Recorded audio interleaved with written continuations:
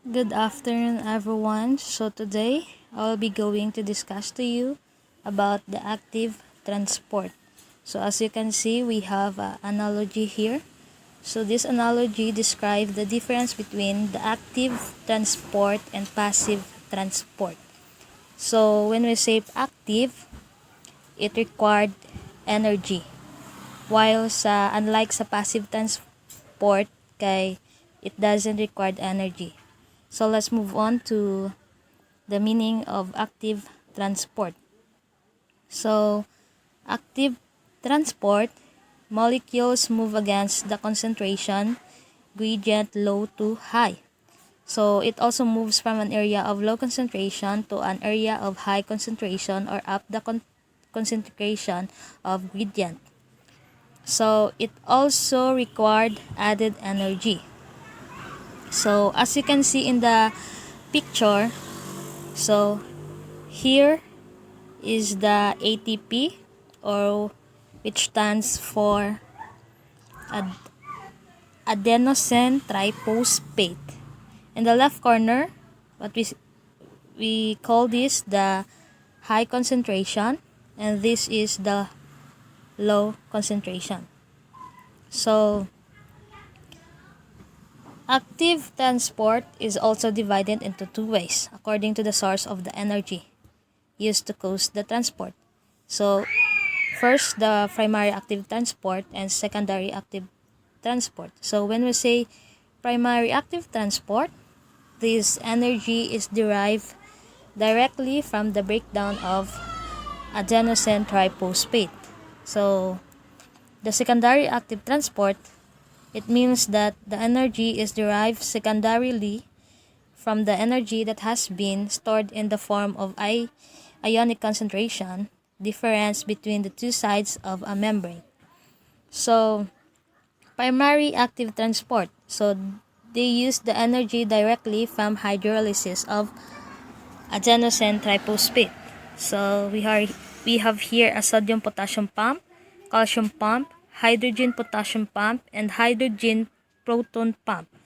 So, the sodium potassium pump will be Angel Ladio will be the one to report it.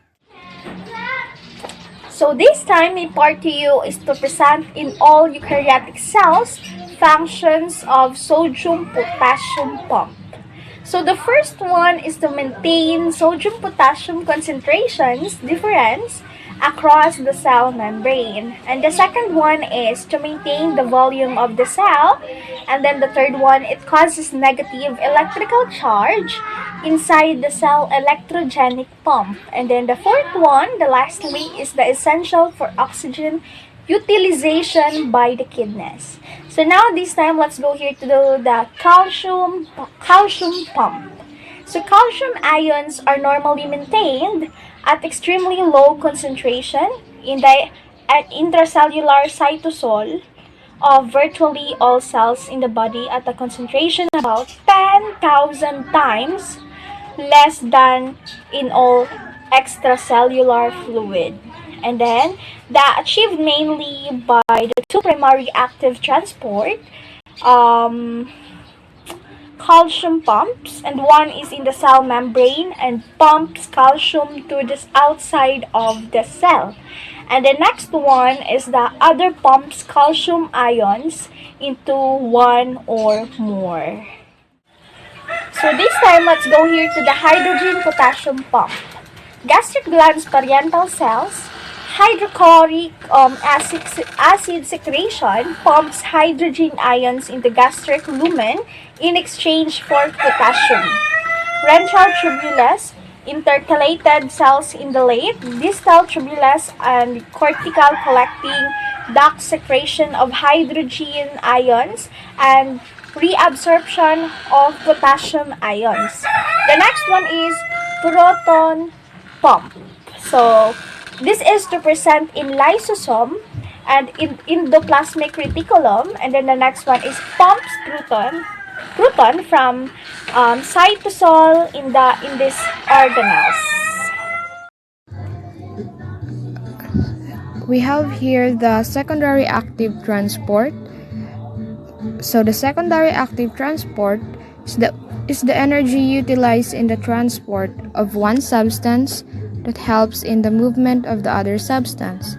It is the energy that derives secondarily from energy that has been stored in the form of ionic concentration, difference of secondary molecular or ionic substances between the two sides of a cell membrane created originally by primary active transport. We also have here the co-transport, the transport of sodium via its concentration gradient is coupled in the transport of another substances in the same direction. Carrier protein and sodium glucose co-transport. So as you can see in the images below, the sodium and glucose co-transporter, sodium and amino acid co-transporter, sodium and phosphate co-transporter,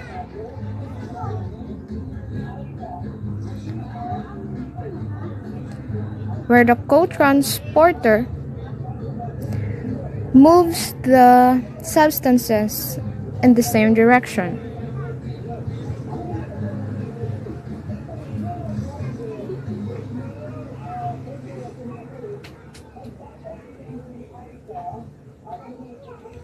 So the co-transporter are a subcategory of membrane transport proteins, or the transporters,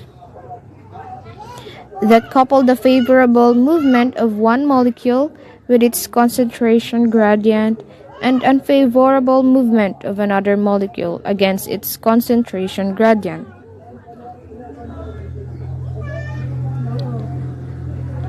They enable co-transport or secondary active transport and include antiporters and symporters. In general, co-transporters consist of 2 out of 3 integral membrane proteins known as transporters that moves molecules and ions across biomembranes. Uniporters are also transporters but moves only one type of molecule down its concentration gradient and are not classified as co-transporters. So good afternoon everyone. My topic for this afternoon is all about counters transport antiport. The transport of naplasma is concentration gradients. It's coupled to the transport of other substance in the opposite direction. So sodium hydrogen counters transport in the proximal tubule of the kidneys. So sodium calcium exchanger in the cardiac cells. When we say counters transport antiport, if the sodium and other substance bind to same transport proteins. So when we see this picture, counters transport antiport. So next, apply aspect, IDAC glycoside digital the bounded Coban's management if heart failure. Next is inhibits Na plus K plus pump accumulation of Na plus inside the cell of prevention of K plus influx. Next is intracellular accumulation of Na plus decreases Na plus gradient from outside to inside. Applied as peak calcium influx to sodium calcium exchanger in the membranes utilize sodium gradients. Next is decrease sodium gradients decreases calcium influx causing increases in cytosolic calcium concentration that promote of myocardial contractility. Next is cardiac glycoside.